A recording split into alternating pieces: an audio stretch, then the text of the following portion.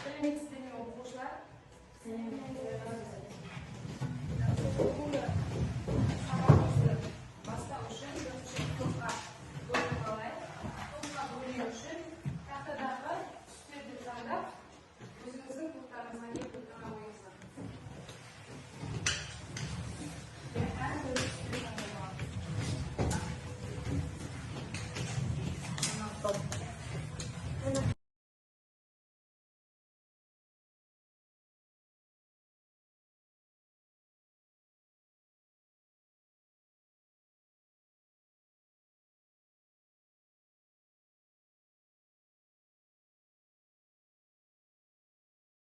Жақсы оқушылар, топтасып отырып жайғасқан болсақ, енді алдыңғы сабақты пысықтау үшін үй тапсырмасына кезек береміз. Үй тапсырмасына өткен кезде біздер жалпы сіздерге әртүрлі қағаздарды ұсынатын боламын. Осы қағаздарда қандай құбылыстар бейнеленген, сол туралы айтып өтесіздер.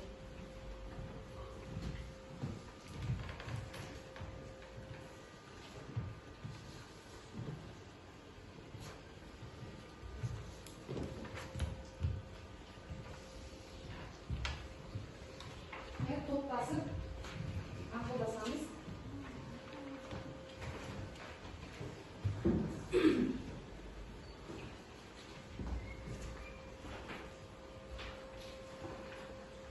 Топтық жұмыстарды бағалау үшін сіздерге бағалау парағын ұсынамын.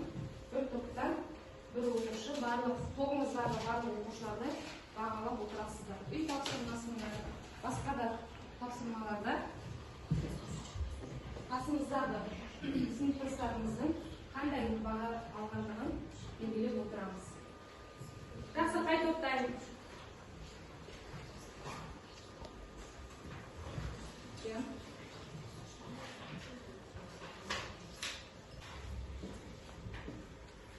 Қай топтаймыз? Бірінші топ.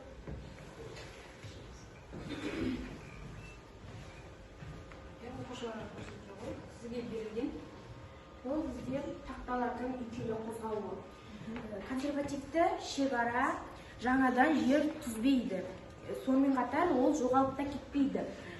Бірақ та тақталардың үйкелі қозғалуы жер сілкінісін тудыруы мүмкін. Жақсы, өте жақсы, дұрыс. Отыра ғой. Келесі.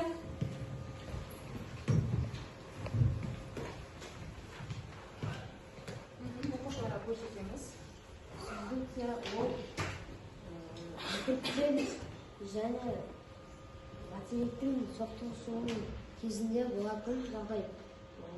Олар біреуінің біріншісі екіншісінің астына кіру кезінде болады. Яғни материк пен мұхиттық тақталардың бір-біріне соқтығысуы. Нәтижесінде мұхиттық тақта материктік тақтаның астына енеді екен. Жақсы, өте тамаша. Отыра ғой. Келесі. Үшінші топ.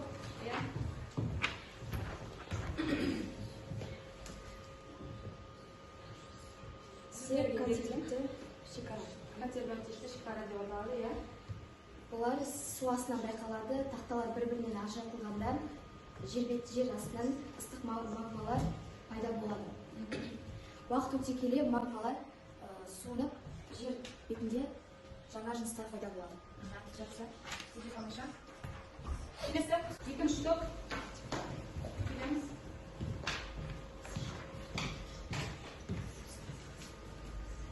Егер де екі тақта құрлықта жатса, олар бірін-бірі итеріп, тау түзеді.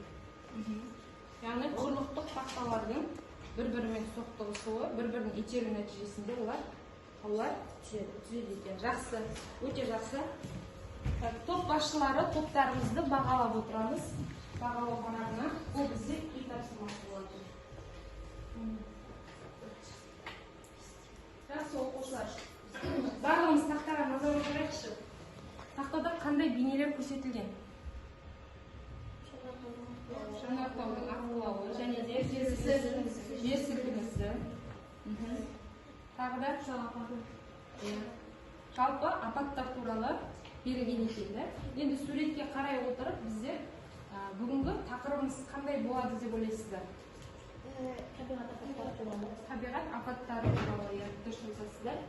Олай болса дәптерімізді ашамыз. Бүгінгі күннің жарық жазыңыздар.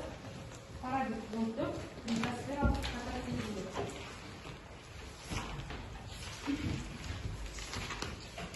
Тақырыпты ашып, толықтай жазып аламыз. Оқушылар, бүгінгі тақырыпты жазып алсақ, бүгінгі сабағымыздың мақсаты біздің литосфералық катаклизмдердің себептері мен салдары және олардың қаралуы туралы түсініктерді қалыптастыру. Яғни бүгінгі өтетін тақырыбымыз біздің литосфералық катаклизмдер. Литосфералық катаклизмдер жалпы адамзат баласының күнделікті тіршілік ортасында біздерде аяқ астынан кенеттен болатын табиғи апаттар, олар біздің тіршілігімізге өте кері әсерін тигізіп, зиян тигізіп жатады. Енді адамзат баласының даму тарихында түрлі апатты табиғи кезеңдер болған еді. Енді осы тұрғыда бізде катаклизм ұғымымен танысамыз. Жалпы катаклизм дегеніміз бұл жойқын апатты жағдайлар. Бұл сөзбен айтқанда катастрофа деген мағынаны білдіреді. Катаклизмнің бірнеше түрлері бар. Бұған біздер жер сілкінісін, цунамилерді, апаттарды және жанартаулардың ықпалын жатқызамыз екен. Катаклизм түрлерін жазып аламыз. Катаклизм сөзінің анықтамасын жазып аламыздар.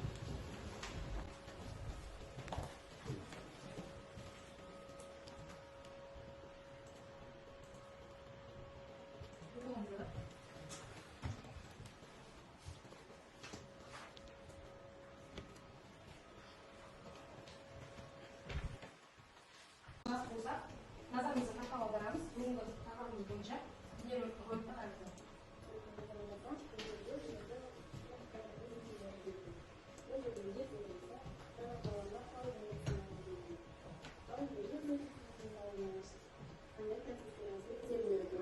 және жанартаулар қалай атпайтындығы туралы біз алдыңғы сабақтарда қарастырған болатынбыз. Цунами не үшін бұл жерде цунами тұр? Өйткені цунамидің пайда болуына жер сілкінісі әсер етеді. Жер шарында литосфералық катаклизмдердің таралу картасына назар аударатын болсақ, бұл жерде Американың батыс бөлігі, Еуразияның яғни батыс бөлігі және оңтүстік шығыс бөліктері берілген. Оңтүстік шығыс бөліктері берілген. Бұл жерде енді не себепті бұл аймақтарда жер сілкінісі жиі болып тұрады? Өйткені бұл аймақтарда әлі күнге дейін тау түзілу процестері, әлі күнге дейін литосфералық тақталардың жылжуы болып тұрады. Мысалы, солтүстік Американың батыс бөлігінде Кордильера және Анд таулары. Бұл аймақтарда әлі күнге дейін бұл тауларда тау түзілу процестері жүріп жатыр дейміз. Еуропа мен Азияның орталық бөлігінде,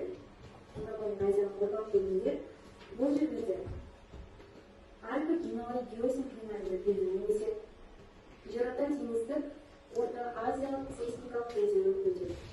Алайда Еуразияның шығыс бөлігіне және оңтүстік шығыс бөлігіне назар аударатын болсақ, бұл аймақта тынық мұхиттық сейсмикалық кезеңі өтеді.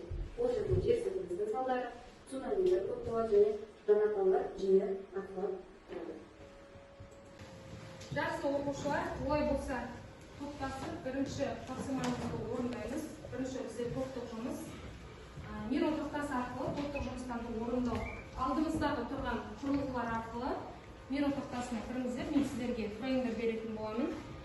Сол бойынша өзіңіздің алынған тақырыптарыңыздар бойынша қорғап шығасыздар. Бірінші топ сіздерге жер сілкінісі туралы ақпараттар жинақтайсыздар. Екінші топ сіздер жанартау туралы ақпараттар, үшінші топ сіздер цунами туралы бізге ақпарат мәліметтер ұсынатын боласыздар. Нейрон тақтасымен жұмыс жасауды бастаймыз. Топтастар бірлесіп орындаймыз.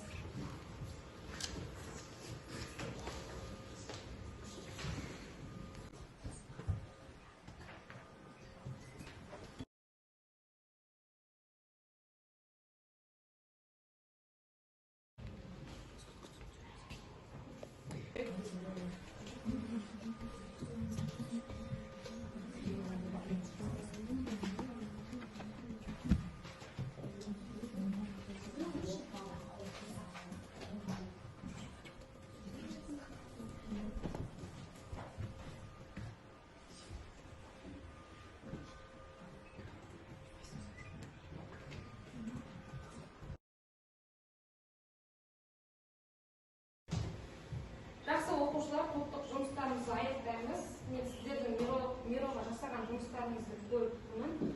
Жақсы, қай топтайын? Екінші топ, үшінші топ, Жанартау тобы келсеңіздер болады.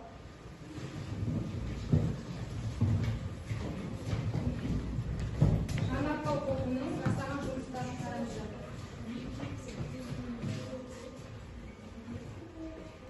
Бізге берген тақырып Жанартау. Кішкене ашып тұрамыз, тақырып қойып тұрсын.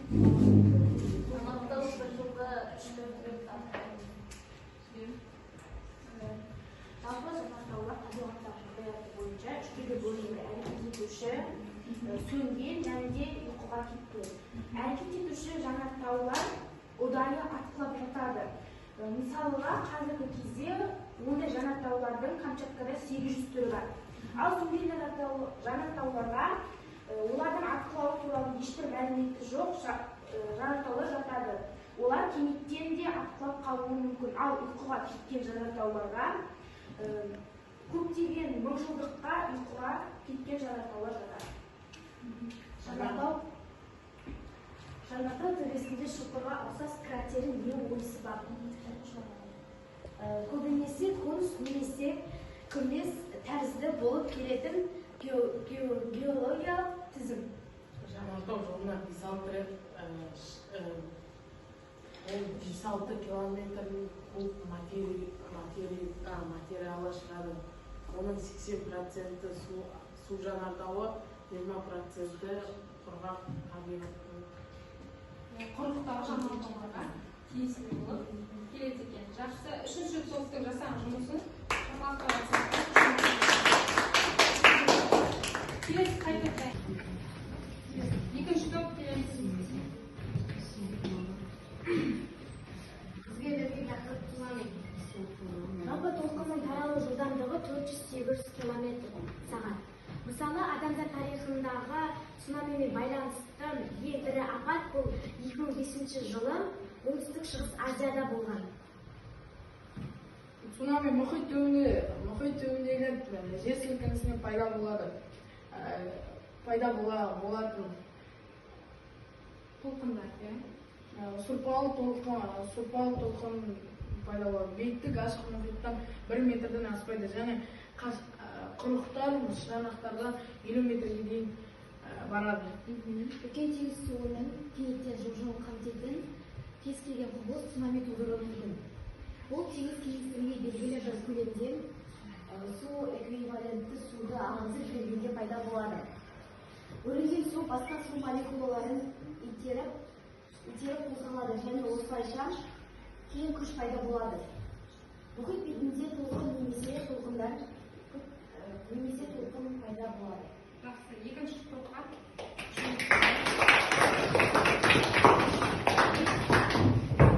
Бірінші топ келеді.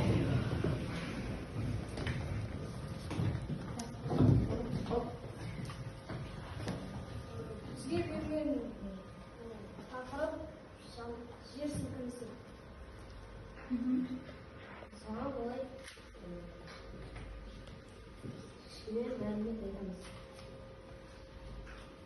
Жер сілкінісі. Жер асты дүмпуі күштерінің әсерінен жердің беткі қыртысының тербелуі. Жер сілкінісі сейсмология ғылымы зерттейді. Жер сілкінісі ол коллизия арқылы пайда болады. Коллизия екі тақталардың бір-біріне соғысуы. Олар тау жүйелері мен тау үзінділері пайда болуына жетіп соғады. Жер сілкінісі жердегі 15 миллион адамның көзін жұмғызды. Жақсы, пайда болу тегіне қарай жер сілкінісі түрлері үш түрге бөлінеді. Үш түрге. Қандай? Жанартаулық, географиялық, тектоникалық. Жақсы, бірінші топқа шынымен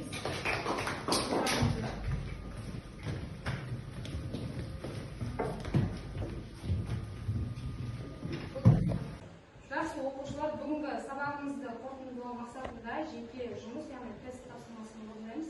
Тест тапсырмасын орындау үшін біздер Клейкерс бағдарламасын қолданатын боламыз. Қазір сіздерге парақшалар тарататын боламын.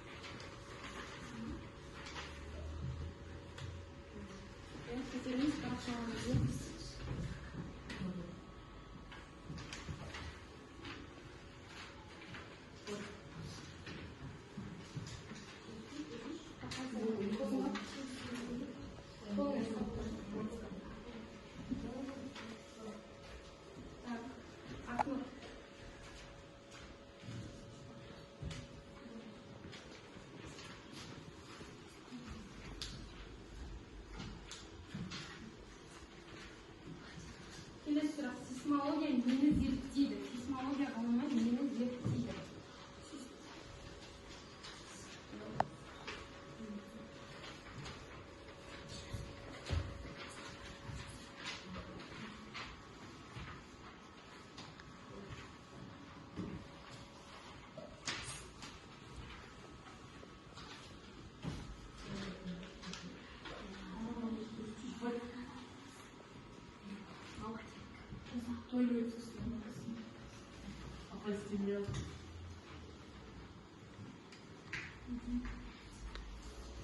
Келесі сұрақ. Жанартаулар неше түрге бөлінеді?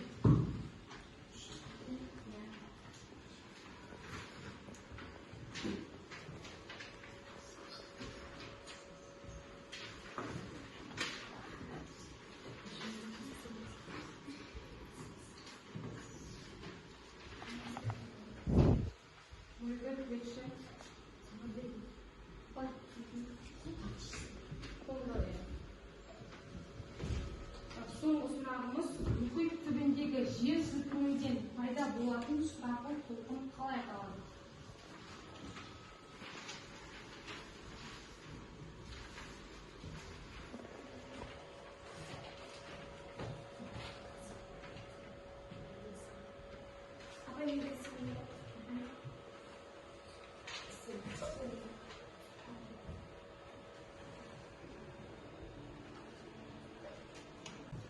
Жақсы оқушылар, тапсырманы орындап болсақ, тапсырмадан кейінгі өздеріңіздің жауаптарыңызды қараңыздар, қорытындыларыңызды қанша балл алғандарыңызды. Оқушылар, қазір топ басшылары өздеріңіздің сыныптастарыңыздың бағасын бағалау парақшасына қойыңыздар.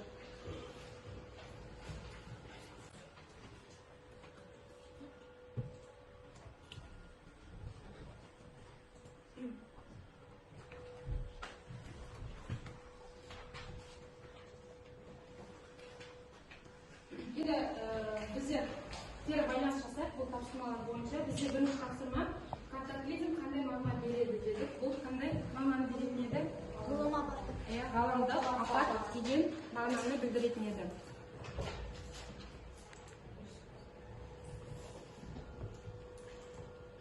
Келесі бізде литосфераға қандай катаклизм тән? Жер сілкінісі.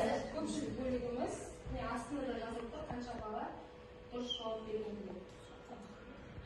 Келесі бізде сейсмология нені зерттейді? Бұған тек қана бір оқушы ғана дұрыс жауап берген. Бұл бізде Қаныш Динара.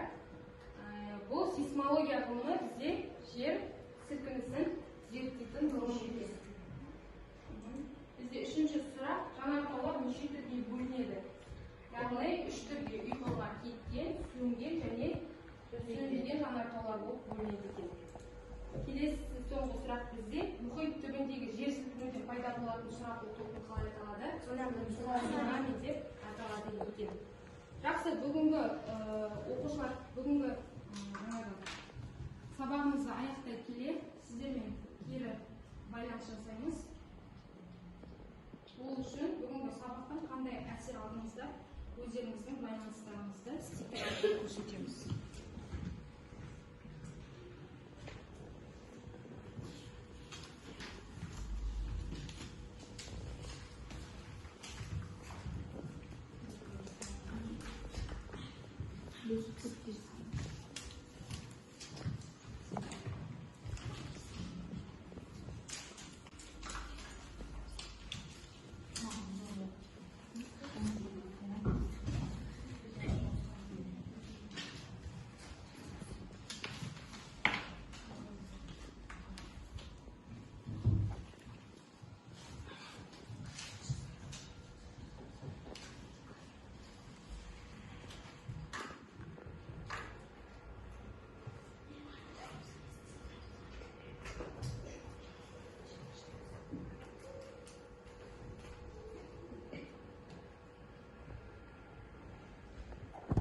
толтыратын жерлер бар. Нешесін қайсына жазамыз?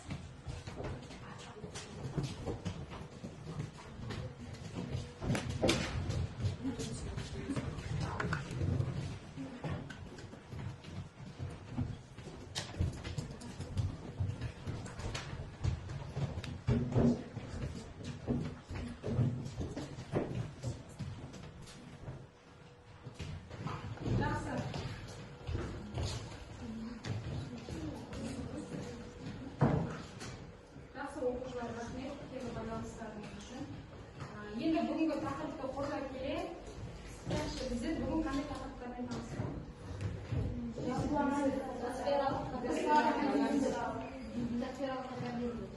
Жақсы. Бүгін біздер жалпы табиғатта кездесетін табиғи апаттармен танысқан боламыз және олардың түрлерімен.